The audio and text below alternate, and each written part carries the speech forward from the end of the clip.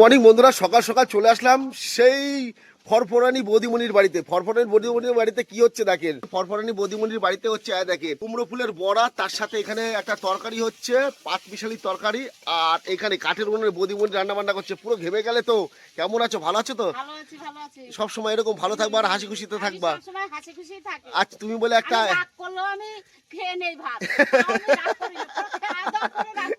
আচ্ছা আচ্ছা আচ্ছা গোসাই, ভালো তো?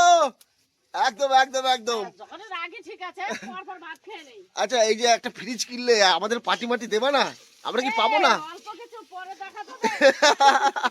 দেখেন, এদিকে হাসি খুশি দিয়ে বৌদিমণি রান্না করছে একটা পাঁচমিশালি তরকারি, এদিকে ভাতও হয়ে গেছে। তো বন্ধুরা, আমাদের ভিডিওগুলো কেমন লাগে অবশ্যই আপনারা কমেন্টে জানাবেন, আর আমার বৌদিমণির জন্য একটা লাইক করে দেবেন। দেখেন কত কষ্ট করে সকালবেলায় বৌদিমণি কাঠের উনুনে রান্না করছে। আর দেখেন, ওরে বাবারে, ধোঁয়া আর ধোঁয়া চারিদিকে, চারিদিকে শুধু ধোঁয়া আর ধোঁয়া। আর এটা হচ্ছে আমাদের পুরো রায় পরিবার। দেখেন, রায় পরিবার মানে সবসময় হাসি খুশি পরিবার, আর সব সময় হাসি খুশিতে থাকে।